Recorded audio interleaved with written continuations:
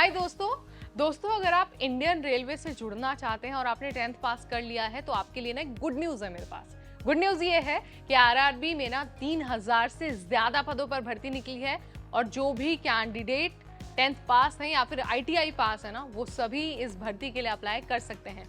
24 सितंबर से एप्लीकेशन का प्रोसेस शुरू होगा और आपके पास 23 अक्टूबर तक का टाइम होगा, यानी कि करीब एक महीना होगा। आप आराम से अपना फॉर्म भर सकते हैं और इस भर्ती का हिस्सा बन सकते हैं। लेकिन उससे पहले आप अपने डॉक्यूमेंट्स को इकट्ठा करके रख लीजिए, सारी चीजें अपने पास रख लीजिए, ताकि जैसे ही एप्लीकेशन का प्रोसेस हो आप बिना टाइम वेस्ट किए फटाक से ऑफिशियल वेबसाइट पर जाएं और जाकर अपना फॉर्म भर दें। तो चलिए आपको ना सब कुछ बता देते हैं वैकेंसी के बारे में with the help of notification, ताकि आपको कोई समस्या ना हो, कहीं और जाना ना पड़े और आप आराम से तसल्ली से इस भर्ती का हिस्सा हो पाए।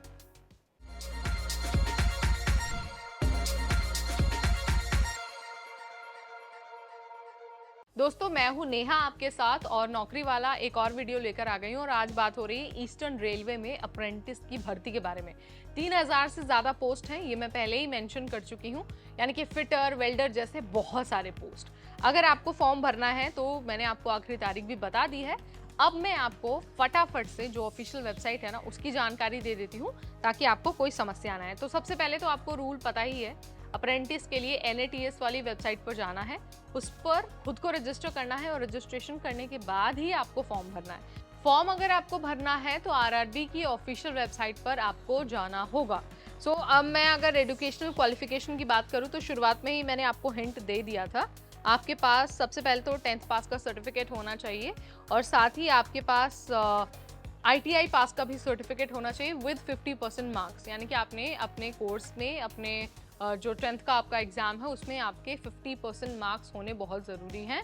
अगर नहीं होते हैं तो आप रेलवे की इस भर्ती का हिस्सा नहीं बन पाएंगे। इसके अलावा अगर हम बात करते हैं एज लिमिट की, तो 15 साल से कम और 24 साल से ज़्यादा आपकी उम्र नहीं होनी चाहिए। इसी के इर्द गिर्द आपकी उम्र घूमनी चाहिए। अगर आप रिजर्व कैटेगरी से बिलोंग करते हैं तो आपको उम्र में छूट मिल सकती है।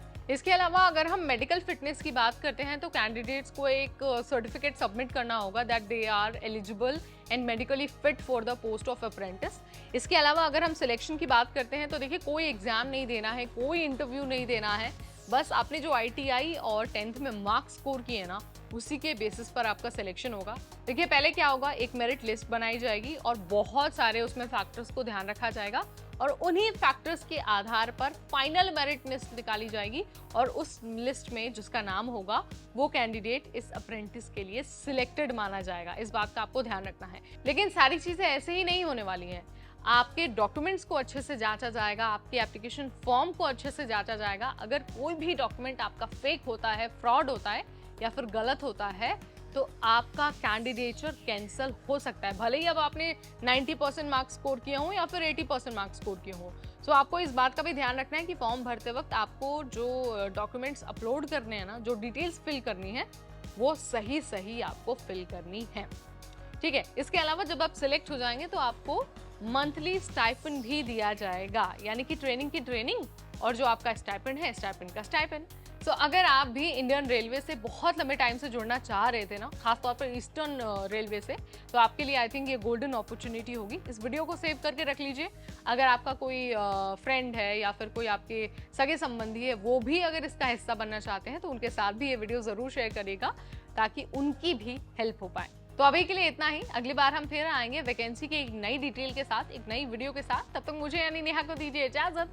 Keep watching and BT take care.